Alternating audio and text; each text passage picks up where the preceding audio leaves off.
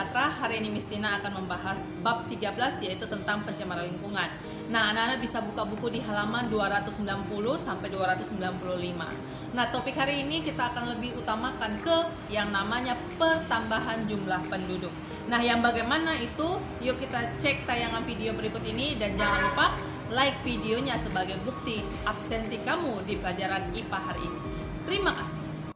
Topik yang akan dibahas adalah pencemaran lingkungan pada pertemuan pertama di bab 13. Jadi setelah mempelajari topik ini, Miss harapkan semua anak-anak mampu nantinya untuk mendeskripsikan apa saja dampak yang akan terjadi jika terjadi pertambahan populasi manusia di suatu lingkungan. Dan mampu nanti untuk menjelaskan mengenai yang namanya pencemaran lingkungan. Nah, untuk pertemuan yang sebelumnya, kita sudah membahas bahwa di suatu ekosistem pastinya ada hubungan antara komponen abiotik dan biotik. Nah, salah satu komponen biotiknya adalah manusia. Jadi, ketika terjadi penambahan populasi manusia, ini disebabkan oleh banyak faktor. Nah, yang pasti ketika semakin banyak manusia yang ada di suatu wilayah dengan kurun waktu tertentu, maka nanti akan menghasilkan dampak-dampak ataupun masalah di lingkungan tersebut. Nah, ini biasa dibilang dengan dinamika kependudukan. Nanti faktornya ada angka kematian, angka kelahiran, dan perpindahan. Jadi, ingat, semakin banyak manusia di suatu wilayah, maka akan mengalami hal positif dan negatif yang terjadi. Jadi, poin pertama untuk pertambahan populasi ini bisa dilihat dari dinamika kependudukan. Yang pertama adalah angka kelahiran ataupun natalitas.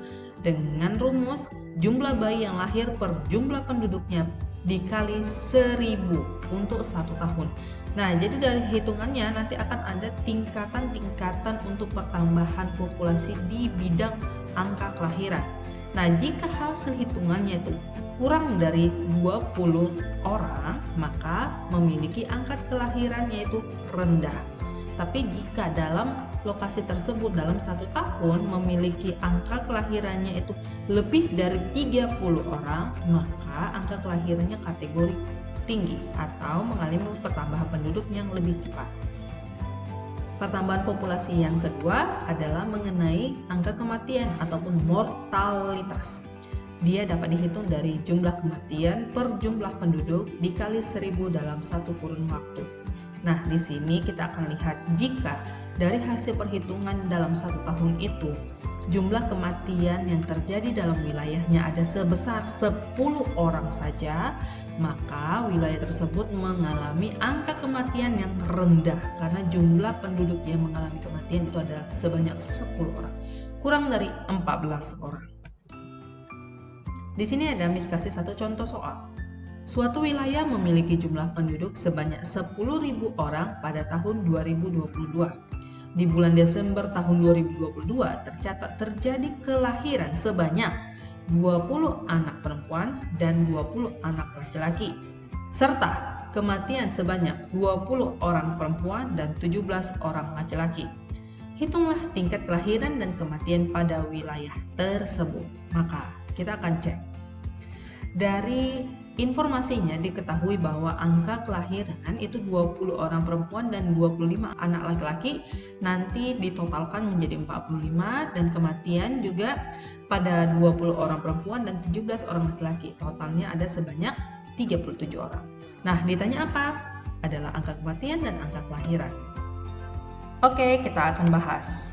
Angka kelahiran ataupun natalitas berdasarkan rumus yang sudah disebutkan tadi, jumlah bayi yang lahir per jumlah penduduk dikali 1000 pada masanya, yaitu sebanyak 45 jumlah bayi yang lahir per jumlah penduduknya sebesar 10.000 dikali 1000, itu hasilnya sekitar 4,5.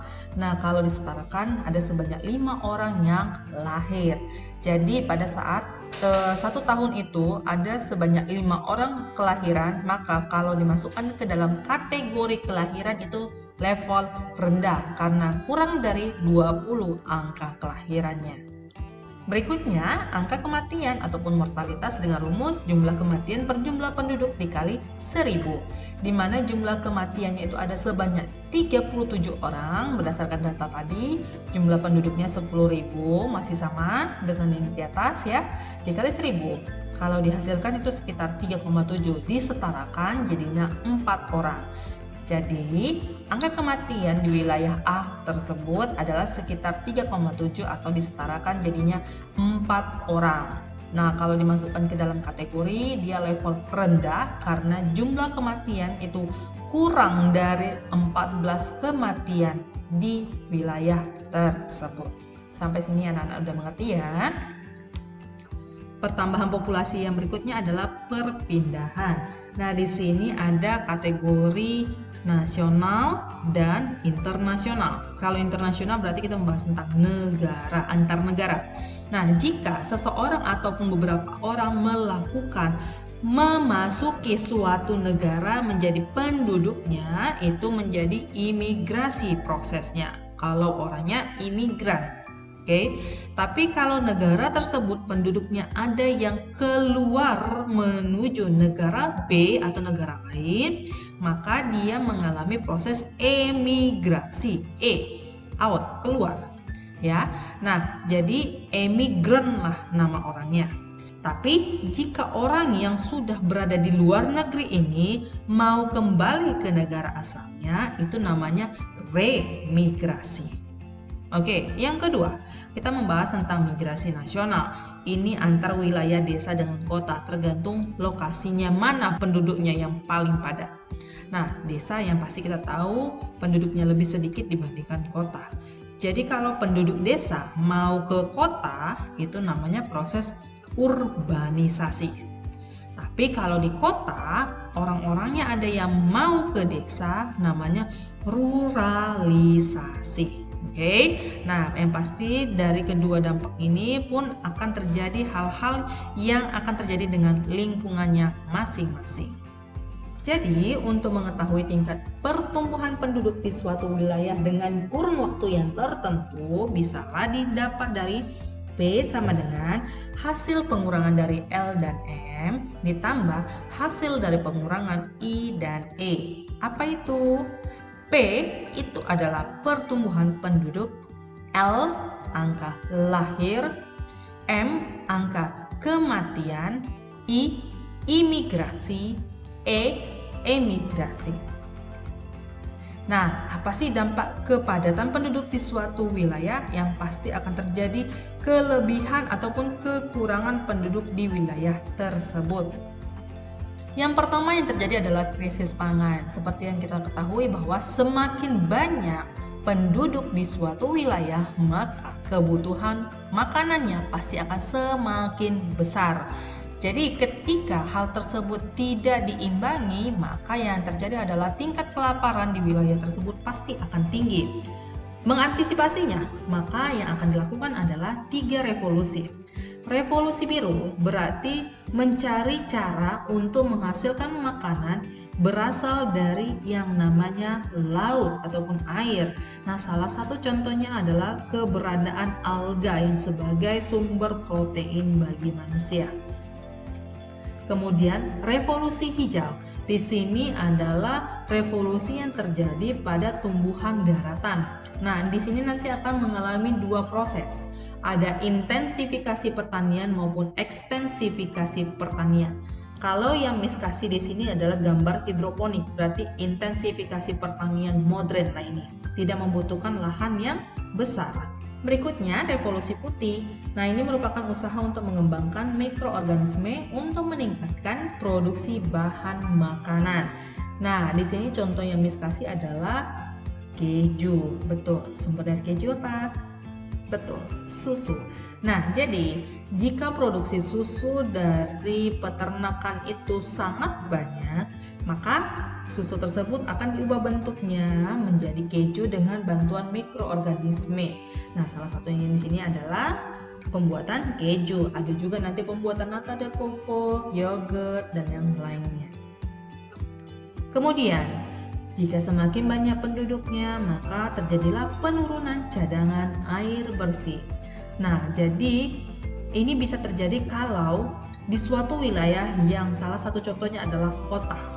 Nah, di wilayah kota itu sangat padat penduduknya. Jadi, lahan untuk penghijauan itu sangat sedikit, untuk resapan air itu sangat sedikit. Maka proses untuk penghasilan air bersih itu sangat minim.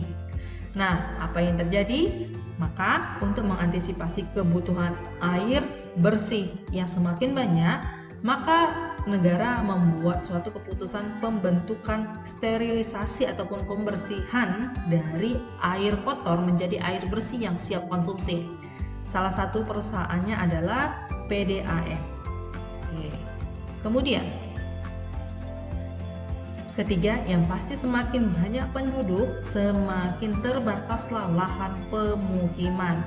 Nah, ini efeknya seperti ini. Salah satu daerahnya yaitu padat penduduk. Bahkan ada wilayah yang penduduknya bisa hidup pas di tepi-tepi dari sungai, sehingga bisa nanti menyebabkan lingkungan sungainya ataupun ekosistem sungainya sangat-sangat tercemar, dan itu juga yang akan dikonsumsi untuk kehidupan sehari-hari. Nah, bagaimana dengan tingkat kebersihannya? Bisa anak-anak pikirkan sendiri. Nah, jadi untuk keterbatasan lahan pemukiman ini secara alami tadi sudah Miss ingatkan bahwa tidak akan terjadi penambahan secara alami. Ya, tapi kalau buatan manusia masih ada kemungkinan. Berikutnya adalah pencemaran lingkungan. Ini pasti akan terjadi. Kalau semakin banyak manusia, maka tingkat kerusakan lingkungannya juga semakin besar kalau tidak ada yang memperhatikannya.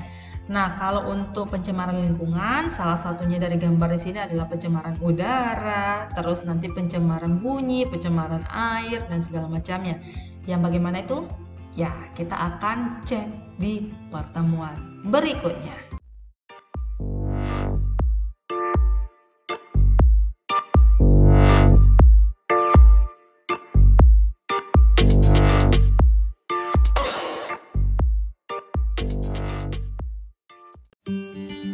Bagaimana dengan tayangan tadi? Cukup dimengerti ya? Nah, terima kasih untuk 3 peserta yang sudah berhasil menjawab kuis hari ini, dan selamat bagi mereka karena nilainya nanti akan bertambah di nilai tugasnya.